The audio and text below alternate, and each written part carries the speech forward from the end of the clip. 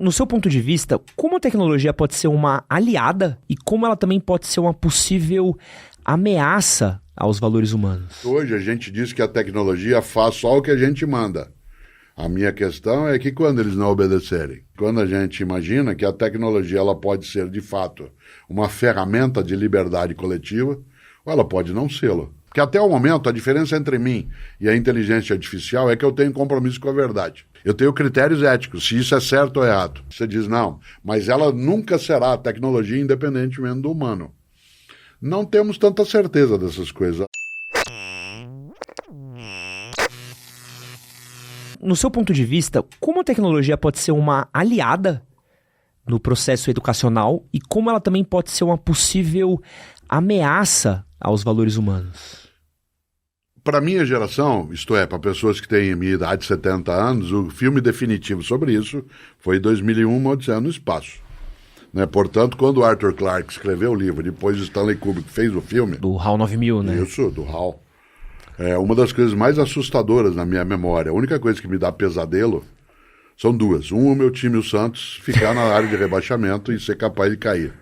A segunda é lembrar da voz do computador, dizendo logo cedo, assim que os astronautas chegavam, "Good morning, Dave."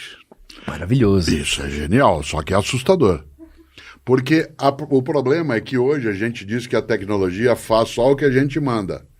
A minha questão é que quando eles não obedecerem, mesmo que o Asimov, na obra sobre o robô, tenha colocado as 3 leis da robótica que entre elas impedem, né, que o robô faça mal a um humano, a gente não tem todo o controle. Por E isso, boa parte dos livros deles é sobre essas leis sendo burladas, né? No campo da educação escolar, a tecnologia pode ser uma aliada em várias situações, quanto à agregação de material, a oferta de um arsenal de conhecimento, um inventário daquilo que eu preciso saber. Um chatbot, ele me ajuda imensamente a fazer algumas coisas. Ele agrega informação, mas eu preciso ter critério. Outro dia, Pedro, né, Cortella, que ele e eu temos um podcast também, e aí ele resolveu fazendo uma experiência, ele trouxe um computador para a gente conversar sobre inteligência artificial e ele digitou, né, um prompt para o computador que era, para um chatbot, escreva uma palestra ao modo Cortella. Demorou 12 segundos para vir um texto que em tese era ao meu modo. Era ao meu modo, mas não era eu. Havia uma série de equívocos, mas havia um nível de acerto maior do que o número de equívocos. Como na sequência a gente aprendeu a melhorar a pergunta, ele foi ficando melhor no tipo de resposta. Até aí é uma ferramenta que você pode dizer divertida, serve para a gente checar, né, para ver até onde eu sei caminhar com essas coisas, mas economiza tempo. Esse é o lado bom. A tecnologia como ferramenta de apoio, há um lado negativo, que é ela substituir algumas habilidades da inteligência que vão me prejudicar por falta de uso. É como uma estrutura muscular. Eu tenho 70 anos e eu tenho que fazer uma coisa que eu não gosto, que é musculação 3 vezes por semana. Eu acho até, né, é uma negação de uma das leis de Newton, que lembra que a inércia, todo o corpo, em tese, se eu inverter, tende ao repouso, a menos que haja um movimento, né, em direção contrária. Mas eu tenho que fazer. O que é que isso significa?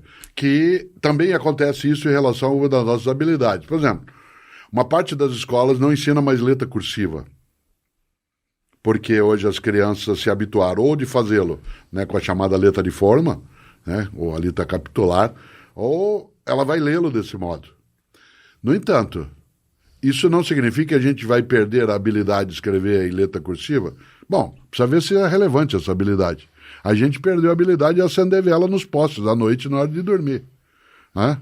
O maior susto que eu tomei quando eu cheguei na cidade de São Paulo, em 1967, eu tinha 13 anos de idade, cheguei com a família para morar, foi entrar um dia num prédio em que o elevador não tinha ninguém para fazê-lo subir e descer.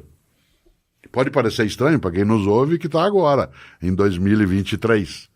Mas eu estava habituado que o movimento de um veículo como aquele era feito com alguém fazendo com que ele subisse e descesse. Ora, esse espanto é o mesmo espanto que meu avô Héctor teve a primeira vez que indo a Londrina, cidade onde nasci, né, ele viu um aparelho de TV, ele nunca tinha visto.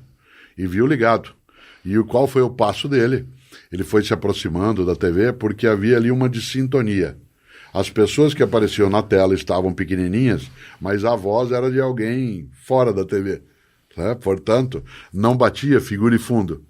A voz era uma voz como essa que eu estou usando e a imagem não era. Ele chegou, passou a mão de leve na tela da TV, na imagem, para ver se ele sensibilidade tinha daquilo. Afastou-se de isso é coisa do demônio, disse em italiano. Ora, que coisa interessante quando a gente imagina que a tecnologia ela pode ser, de fato, uma ferramenta de liberdade coletiva, ou ela pode não sê-lo. A decisão está na nossa mão no momento.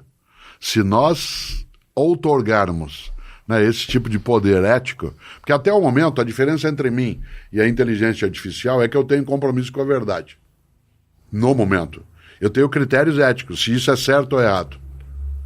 Como a noção de ética ela é uma noção, no momento, humana, evidentemente que uma inteligência artificial ou uma tecnologia não se decidirá por si. As bombas em Hiroshima e Nagasaki não saltaram dos aviões e disseram, vamos pegar essa turma. Claro que não. Né? Elas foram ali colocadas. Você diz, não, mas ela nunca será a tecnologia independentemente do humano. Não temos tanta certeza dessas coisas. Até 2020 a gente nem imaginava que teria vivido os 3 anos que vieram na sequência.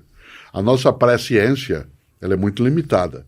Por isso eu não tenho, em relação a essa tecnologia, nenhuma concepção de aderência triunfalista, mas também não tenho uma percepção catastrofista. Dependerá do rumo que a gente vai dar. Até o momento, para surpresa coletiva, nós estamos só brincando com isso. É um jogo. E por falar em jogo, essa pergunta daqui foi escrita pelo ChatGPT pro Cortella. Ah, que bom. Foi um pedido do querido chat. Do próprio chat. Ele fez. Uma das coisas que os chats querem é provar a si mesmos. Né, e ver, inclusive, se o que eles estão fazendo, né, se aquilo pode ser algo que dará mais poder ou não. A pessoa que melhor escreveu sobre isso foi o alemão Goethe. Ele fez um poema clássico chamado Aprendiz de Feiticeiro. Esse poema foi um dia transformado em desenho animado pelo Walt Disney no filme Fantasia.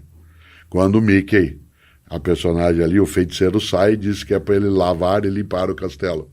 E ele pega a varinha do feiticeiro, do mago, e faz com que vassouras, baldes, funcionem por si mesmos e inunda tudo.